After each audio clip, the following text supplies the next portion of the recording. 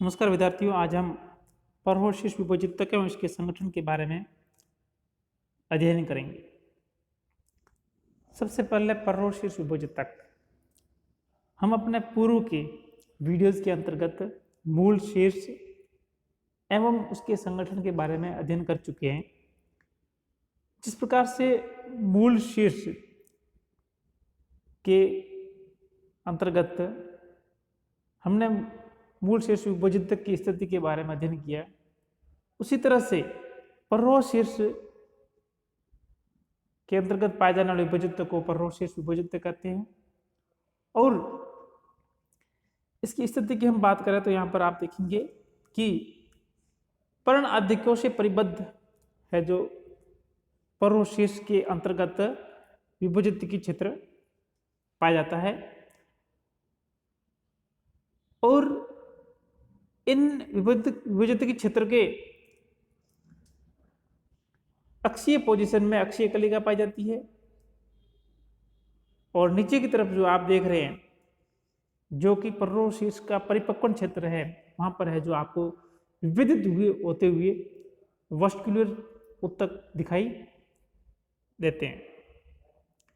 तो इस प्रकार से हम देखते हैं कि एक पररोह शीर्ष होता है, उसके अंतर्गत उसका संगठन की बात करें तो हमें उसके संगठन के अंतर्गत ये विभिन्न प्रकार के क्षेत्र दिखाई पड़ते हैं। अब हम ये देखते हैं कि इस पररोह शीर्ष विभजितक के संगठन के बारे में विभिन्न वैज्ञानिकों के द्वारा अपने अपने मत और सिद्धांत दिए गए हैं कि इस पररोह शीर्ष के अंतर्गत किस किस प्रकार के उत्तक और क्षेत्र पाए जाते हैं जो कि पररोह शीर्ष की वृद्धि एवं विभेदन के लिए उत्तरदायी होते हैं।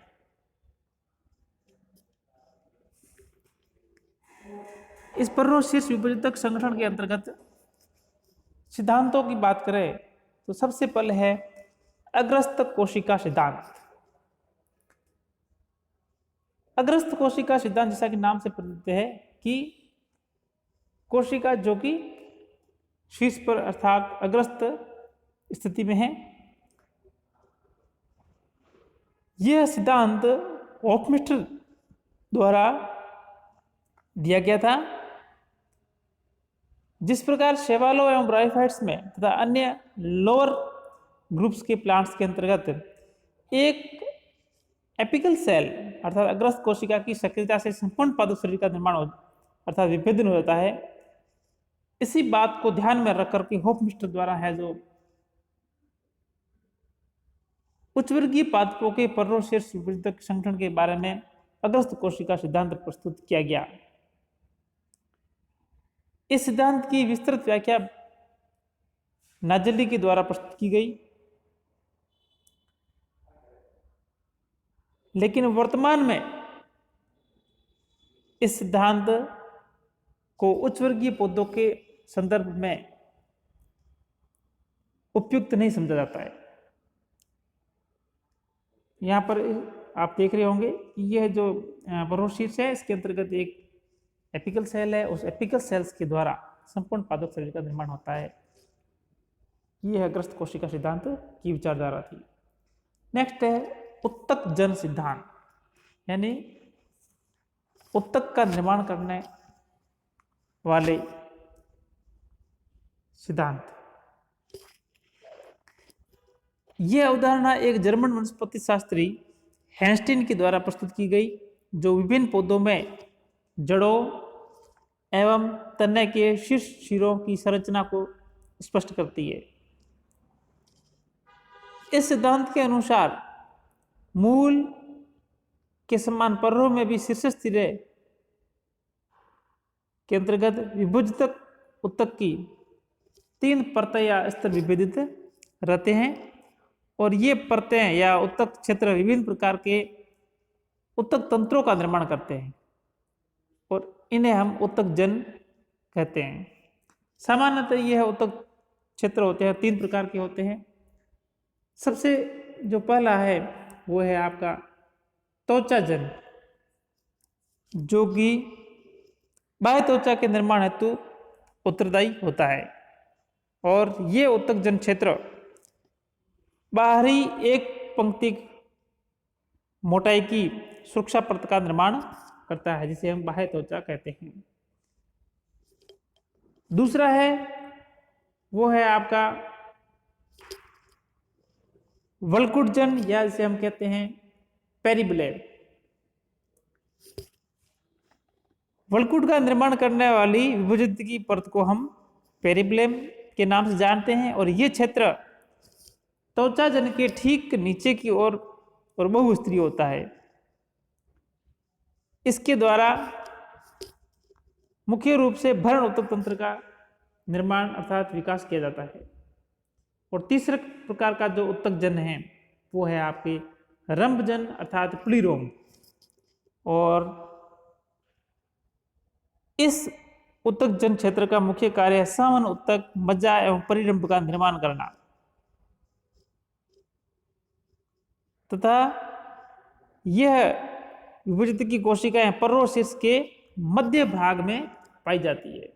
पर्रोशीर्ष के मध्य भाग पाई जाती है, इसके द्वारा निर्मित सभी कोशिकाएं मिलकर के वस्कुलर टिश्यू सिस्टम बनाती है। अगला जो पर्रोशीर्ष संगठन का सिद्धांत है वह है ट्यूनिका कार्पस सिद्धांत।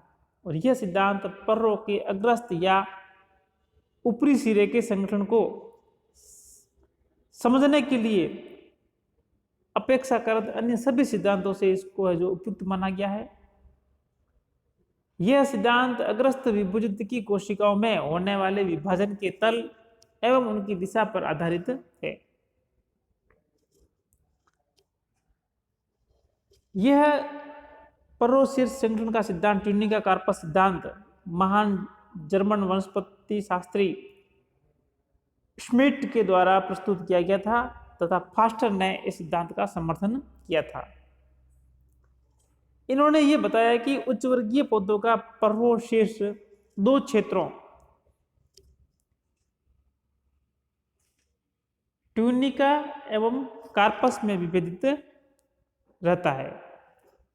ट्यूनिका पर्रोशीर्ष का एक या बहुस्तरीय आवरण होता है और इसकी कोशिकाएं अपेक्षाकृत छोटी एवं गहरा अभिरंजन ग्रहण करने वाली होती है। ये कोशिकाएं केवल एंटीक्लिनल अर्थात अपनत विभाजन के द्वारा पर्रोशीर्ष के बाह्य स्तरीय क्षेत्रफल में वृद्धि करती है। इस प्रकार से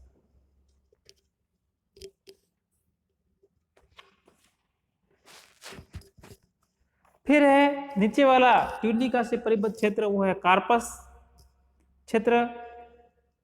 कार्पस क्षेत्र है जो ट्यूनिका से ढका हुआ केंद्रीय कोशिकाओं का एक समूह होता है और इस कार्पस क्षेत्र की जो कोशिकाएं हैं ये कोशिकाएं विभिन्न तलों में विभाजित होती है तथा अपेक्षाकृत ट्यूनिका से आकार में बड़ी होती है और इन कोशिकाओं की सक्रियता के द्वारा पादप शरीर के भीतरी उत्तक क्षेत्रों जैसे भरण उत्तक तंत्र एवं सहन उत्तक तंत्र का विकास होता है।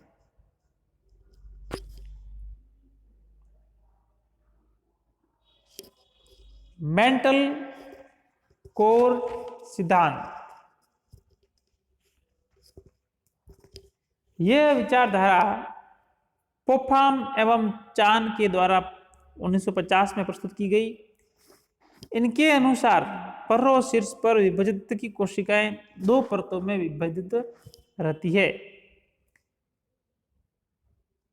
बाहरी क्षेत्र की कोशिकाएं एक गुंबदाकार आकृति के रूप में व्यवस्थित रहती है, गुंबदाकार आकृति में व्यवस्थित रहती है और इस क्षेत्र को मेंटल कहते हैं। केंद्रीय भाग की विभजित की कोशिकाओं के समूह को पिंड अर्थात कोर कहते हैं। वास्तव में यह विचारधारा ट्यूनिका और कार्पस सिद्धांत का परिवर्तित या रूपांतरित रूप कहा जा सकता है क्योंकि इसमें ट्यूनिका को मेंटल के समकक्ष और कार्पस को कोर के समकक्ष माना गया है।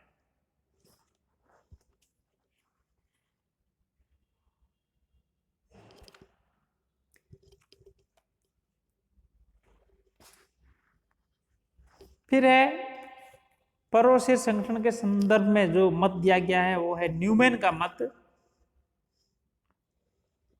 परवलशीर्ष में विभाजित की कोशिकाओं के संगठन को समझने के लिए न्यूमैन के द्वारा एक नवीन विचारधारा प्रस्तुत की गई। इसके अनुसार संवहनी पौधों के विभिन्न समूहों में पाए जाने वाले परवलशीर्ष संगठन को हम एक सिद्धांत के आधार पर समझ नहीं सकते। अर्थात उनका यह कहना था कि परवलशीर्ष का जो संगठन होता है वो अलग अलग पादप समूहों में अलग अलग प्रकार का होता है। न्यूमैन के अनुसार परवलशीर्ष में पाए जाने वाले अधिक या विभाजित की कोशिकाओं को सतत विभाजित की अवशिष्ट कोशिकाओं कहा जा सकता है। इसके साथ ही उन्होंने ये बताया कि पादप समूहों में हमें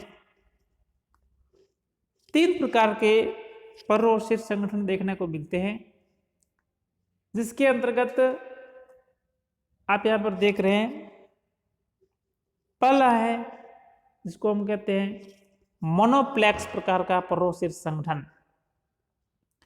इस प्रकार का परवलशीर्ष संगठन निम्न वर्गीय संवहनी पौधों जैसे फर्न्स आदि में पाया जाता है।